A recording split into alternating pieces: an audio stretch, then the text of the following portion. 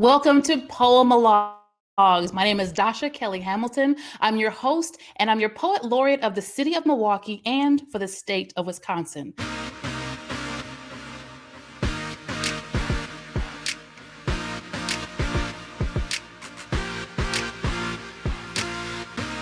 Now, Poemalogues is a chance for all of us to get together and have a free-flowing conversation about the parts of life that we're all living: joy, legacy, justice, freedom, wonder. But today is a day for joy. Today is a day inside of all of that, and all of that living. Where do we find that joy? And sometimes chasing it can make all those other things feel really distant. So we're going to have a conversation today about chasing and finding and being really clear about where your joy is waiting for you. So I have a piece that I'll share at the end about a little nugget of joy that I forgot was right here all along. And I'll share that piece at the end. But first, I'm excited to bring my guest to the screen. Please welcome Miss Quinita Ennis to the screen. How are you, Miss Lady? I'm good. How are you this morning?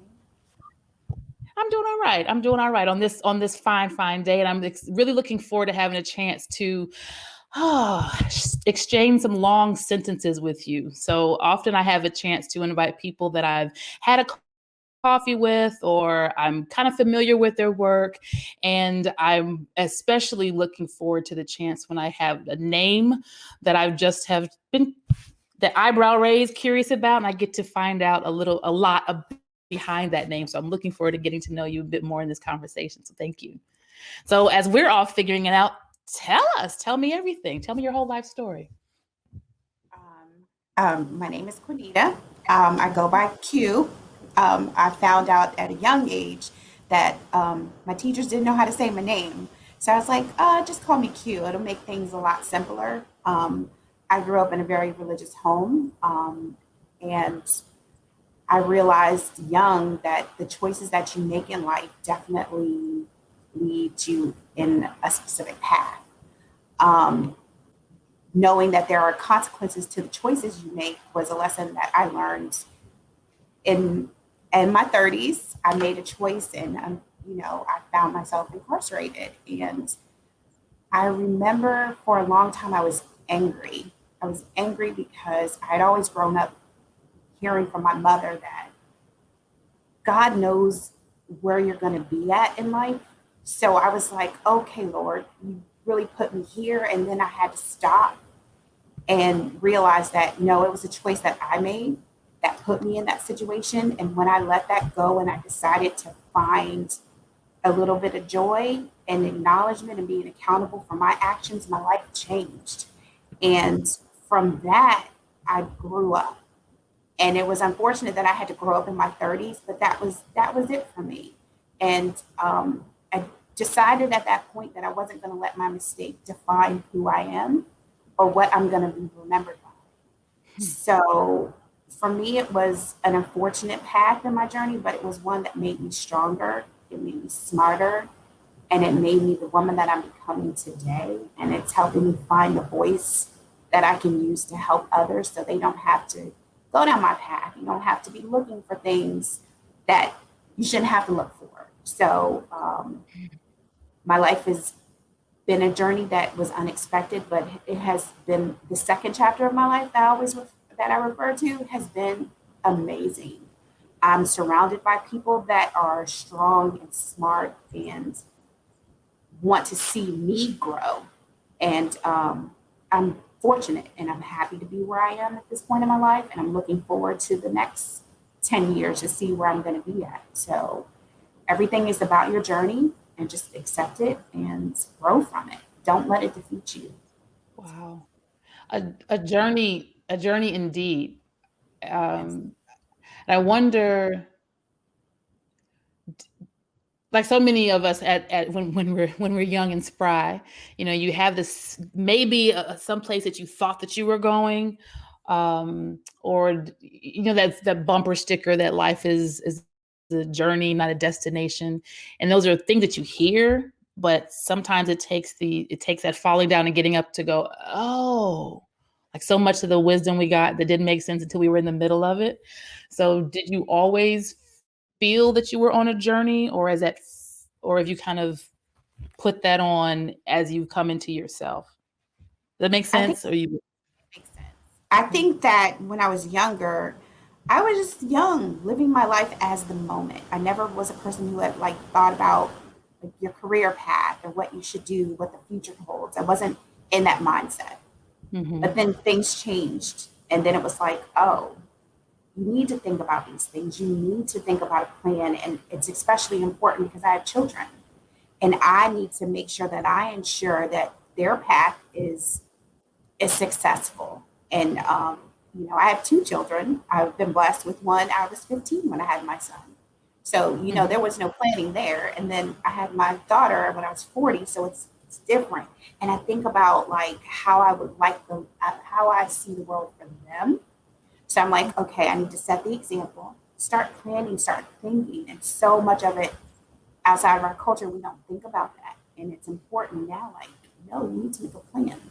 So you're going in the right direction.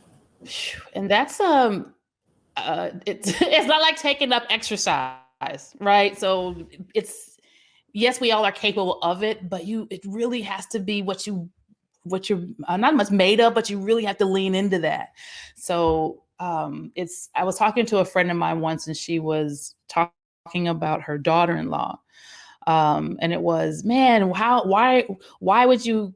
It was the daughter-in-law was making calls every Monday, right, to get someone to watch their daughter when she had went to class the next day. She was in taking a course, and so she kept saying, "I don't. Why not just make an arrangement so you have it? You're not trying to scramble every week." And her son said, "You grew up with systems." So that's how you function. And so that's how I function, because you taught everyone doesn't have the same house space or the same expectations, and you don't have that same, as you the words you love, journey. So all that to say, just to up and be a planner, that's a that's a tough muscle to put on. So how goodness, the advice for other people who are trying to figure this out. How did you become I don't have a plan to I'm even teaching my kids how to plan? What's the secret sauce? The secret, I don't know if there's a secret sauce, but I think it just clicked in me one day. I think because of the people that I'm around, and I look at them, I step back and I'm like, okay, this is how it's supposed to be. These are the conversations that you need to have with your children at 10, not at 20. Like, you need to teach them, hey, Mm, when you go to school, what is it that you feel passionate about? What do you need to know? Even from the basics, like thinking about what is a checking account? What is a savings account? These are things that you have to instill in your children at a young age. And so they can start to think, so they're not flustered and blown away when they get out of the nest. Like, you think about those things like, okay, so it starts young and you have to be mm, like prepared. So the people that I'm around, I look at them as they parent their children and I'm like, oh, maybe that's a little bit of what I was missing. So let me fix that. And I can fix it because you can always make a plan. It's never too late. I find that it's like, it's not too late for me to make a plan. It's not. My life isn't over and I have seeds behind me. So I need to make sure that they have an idea. I have to set the example. So every day, every movement that I make, I'm thinking about the seeds behind me. oh. And yes, and mama to mama, we still have to make sure we take care of us too. So what are the what how do you balance that? Because that's still work, that's still being very focused and conscious, as I hope we all are, about being better tomorrow, being more clear tomorrow, being more whole tomorrow. What's gonna bring you more joy tomorrow? What do you do to give yourself those treats? What do you do to fill yourself with joy? Where do you go? I think that's probably one of the things that I do struggle with, finding Mm, time for myself. So that's something that I'm learning to do now. Like, what are the things that make me happy and try to do it more often? And I find like during the midst of all this craziness in the world, like literally a hot shower can do wonders. Or just driving in your car with no music on and the windows down, children in the back seat, those moments, they bring me peace and joy. So it's taking a walk, which I'm looking forward to because we're going to have 60-degree weather here tomorrow. So I'm like, I'm looking forward to that. It's like, I definitely find that as I'm older, it's not about the materialistic things that make me happy. It's those hidden moments that like just give you pure peace and quiet. When my daughter takes a nap, I find joy because it's like, oh, I get a moment for myself. I love it. You're like, I hope she's still asleep. Just 10 more minutes, baby. Sleep 10 more minutes. Where are you based from again? I'm in Washington, D.C., Southeast. Okay. 60. All right. Crazy I was weather. I was in conversation with someone and they're like, well, I said, DC's not the South. And the look on their face just kind of snapped around. I'm like, I'm sorry. Mason, you're right. You're right. But regionally, being Midwest and beyond, it's not my experience. I don't think about that. So that temperature just reminds me, it technically is, even if by geography and weather, if nothing else. Does it feel? Is that where you're from? Yes, we call it the DMV, DC, Maryland, and Virginia. I grew up here. It's been home for forever. So, Oh, so am I absolutely, do you consider yourself a kind of Southerner? Because truly is new to me. And when I heard someone reference that area as still being part of the South. I think when I was incarcerated, people told me I had a Southern drawl to my talk. I was like, really? But when you're around like people, you don't listen to how we talk to each other. So it's like, oh, maybe okay, I'll Right. take We're that. all from Arkansas, right? Aren't we all from Arkansas one way or another? Right, Oh right. my goodness. Well, tell me, what came to your mind? How did you enter the conversation about joy? Because of how heavy things are in the world right now. And I definitely I say this with my coworkers and everyone that I'm around. You have to take care of yourself and find the things that make you happy because there are so many outside elements that sometimes you just have to take a minute and be like, I'm happy. Find something that makes you smile because there are so many. Turning on the news, watching the things that are going on, it brings you down. But like you Mm-hmm. need to, for your inside health is just as important as your body health, and that's joy. And like you have to find happiness. You don't have to, but it will make you feel better just to be happy and just kind of let some of the weight of the world let it off your shoulders. Sometimes it's okay to do that. You need to do that. It's important to do that. And in the work that you do, you're not just you're pushing boulders, right? So it truly is weight and it is heavy. Can you talk a little bit about what some of you and your coworkers are what your endeavors are every day, and then those goofy moments that you have together, which I know are few and far between with social distancing, but how you all keep each other together too. So talk a little about your work. So at the organization that I work for, Civil Rights Corps, um, we work in changing the criminal justice system. We all realize that the system is broken and we need to dismantle it now. The time for change is now. To see so many things that are wrong and it's so blatant and in your face, it's like you can't sit back and just be like, it's okay. It's not okay. And the work that we're doing piece by piece is breaking it down. One aspect of the work that we do is on money bail. Like, no person should sit in jail because they don't have money. And that's the basis of it all. And it's really disheartening and sickening to know that half a million people sit in jail overnight just because they don't have $1,000. That's not justice. That's not fair treatment. So, working on that is our main goal and getting that word out that we need to make change and we need to make it now. We can't put this off for a few years or wait another election. The time for change is now because the last time I checked, the moment God put breath in your body, he gave you rights, not man. God did.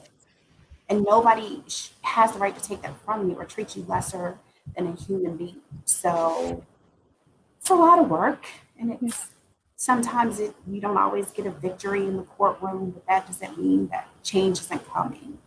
We're partnering with different organizations that have different aspects because it's not all about litigation. It's about other things, like just making people aware of what's going on. Because like the average person doesn't really pay attention to these things until you tell them, like, hey, did you know that this was going on? So it's Mm-hmm. like it's important just to get the word out there to everybody and through different aspects. And this is one of the great things about one of our programs is like we have an artist and we have a poet because they touch different people. The ultimate goal is to get everybody informed. So you don't do it just in the courtroom. You do it with other people and like open the eyes and shine the light because fair treatment is for everybody. Everybody should be treated fairly and respected. And it's a lot of work and it does weigh you down. And like we find things that we do at work is like we do virtual happy hours, we do games of like get to know each other because you do miss that. You miss the community of being in the office together, but we do find ways and we chat on Slack very often and we make jokes and you reach out and touch someone, you have virtual tea, have lunches just to keep that connection and not talk about work, but just be like, how are you today? How are you? You never know like how important that is to say sometimes because people need to know that you still care about them and you miss them and it's gonna be okay. We're gonna get on the other side of this. It doesn't feel like it, but we will. Mm-mm-mm-mm. What are some of the things that when you talk about your life in these chapters? So from if you're on chapter 2, so some of the highlights from chapter 1, what were some of the things that you made sure that you brought forward with? So was it maybe it's reading or the happy hours or spending time with an aunt or what are how I know it's still you in both of these chapters, and just really curious the things that brought you joy or activities or hobbies that you had or places that you like to go that you are leaning into this time. I love, I do enjoy reading a good book. Um, I love taking walks and being outside and seeing, the joy on my daughter's face when she gets to the playground. That makes me happy. I think the core of who I am is still the same. Mm-hmm. Very different person. I like to see the joy in other people.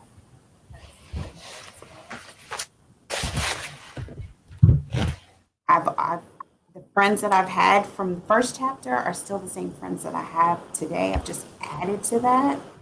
And I think that the most important thing is that they see the growth and the change, and they're on this Mm-hmm. journey with me as well. And I get to share a little bit of things with them because I tell my cousin, who's like my sister, she has been with me probably through the most. And I tell her, I'm like, do you remember? It's bad to say, but like, do you remember 20 years ago we talk about transparency and being equal and all these things? I said, these are new conversations that we did not talk about 20 years ago. But look at how far we've come and how we address each other and what we talk about. It's kind of amazing to watch. And we think about that with my daughter and be like, we have to teach her this stuff too.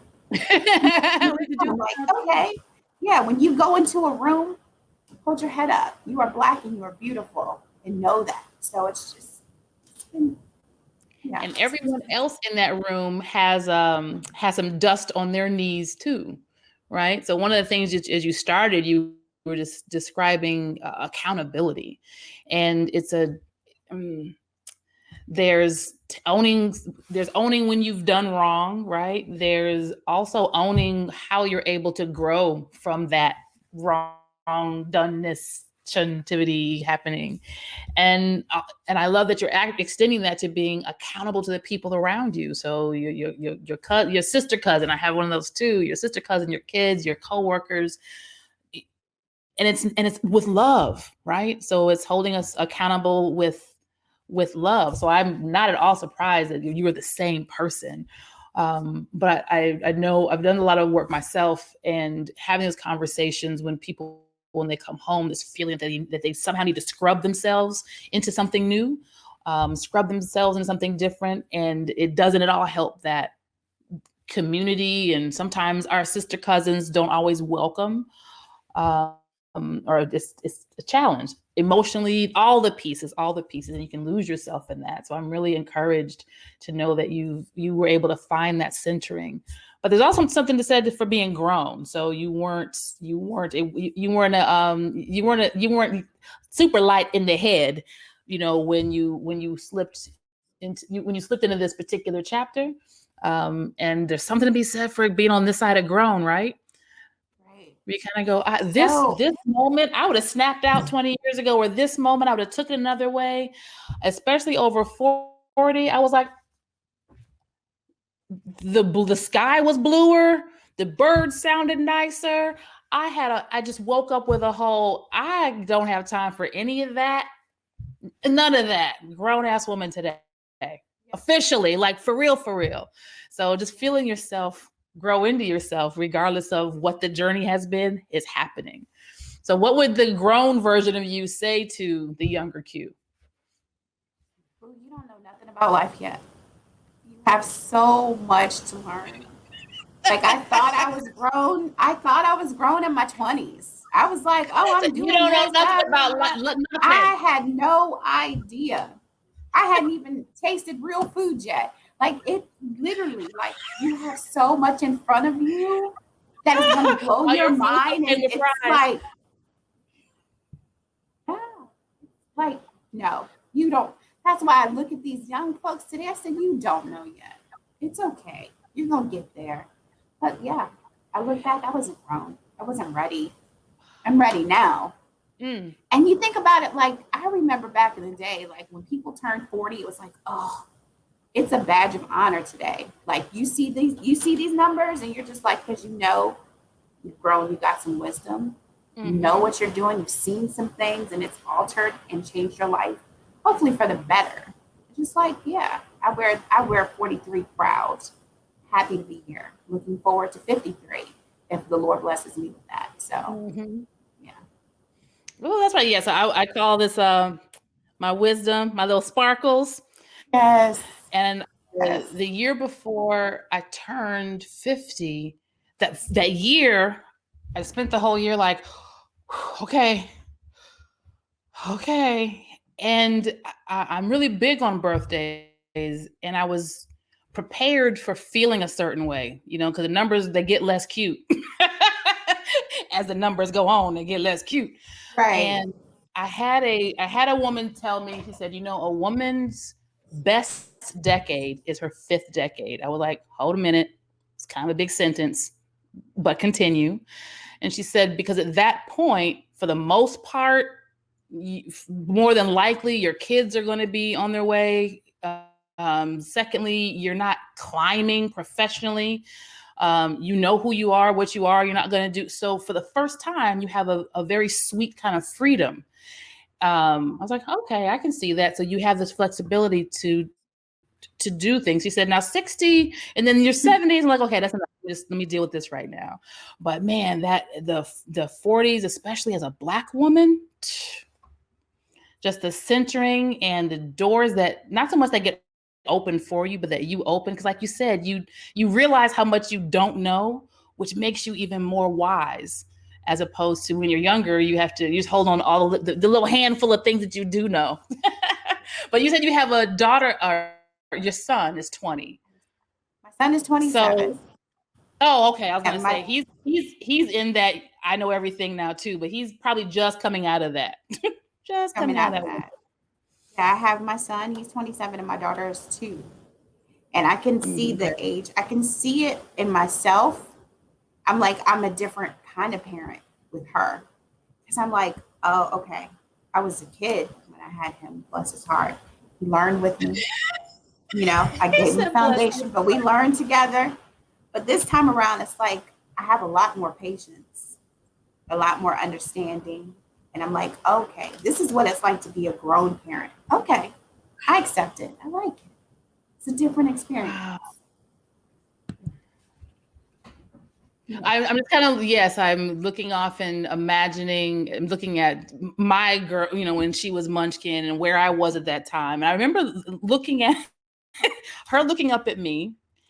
And at this moment, I'm looking down at her, and I remember with the ages and whatever she was talking about, whatever happened at the playground, whatever, I'm doing math on the electricity bill, or I'm thinking about this meeting I need to set up, or whether or not, I need to call him back.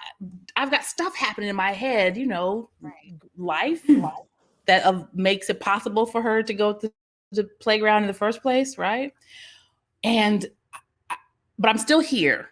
So I'm focused. Your brain is doing two things. And I had this moment of like, oh, this is what was happening in my parents' head when I was rattling on about whatever was happening in the lunchroom, the playground, and after school and whatnot. And with each year, as we will, hopefully, it's had just a deeper appreciation or understanding. I don't think I always appreciated them, but I had a deeper understanding of how split you are as a grown woman who's also a mother, a parent who's also a professional, a partner who's all these things. And I just was able to sit, just kind of almost like I don't know, I felt like I was having this out of body moment. So I can definitely appreciate that of being patient, of being in that moment, but giving yourself permission to, you're working through this moment, but you're still there, right? You're still there. Oh my goodness, my goodness. Well, tell me, I would love to hear about this poem that you found, but before you tell me the poem, is there anything that you're excited about that's coming up, or is there a good word that you will have for the good people, something you want people to leave knowing? Um, I'm excited about just seeing what happens over the next few months with us coming out of COVID and just the climate of the world just changing and calming back down to find some normalcy.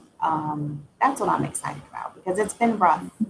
I know it's been rough on everyone. And I said this yesterday to one of my coworkers. I said, I'm giving people grace because sometimes you need a little grace.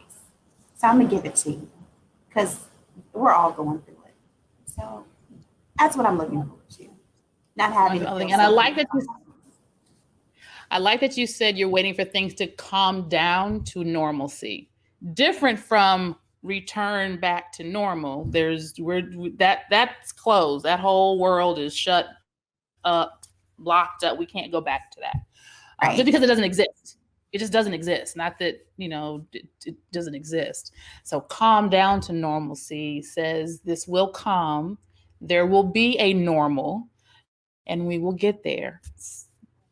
We will get there. So I definitely appreciate that. So tell me a bit about that poem. So my poem is called Choose Joy. And Before, I think how'd you find it? I just I followed your instructions and I put joy and poem in and I was like, okay, so I got that was a little bit it was a peaceful afternoon for me because I got to sit and read a lot of uplifting words and Mm, it fed my soul yesterday. So I was grateful for that. Thank you for that.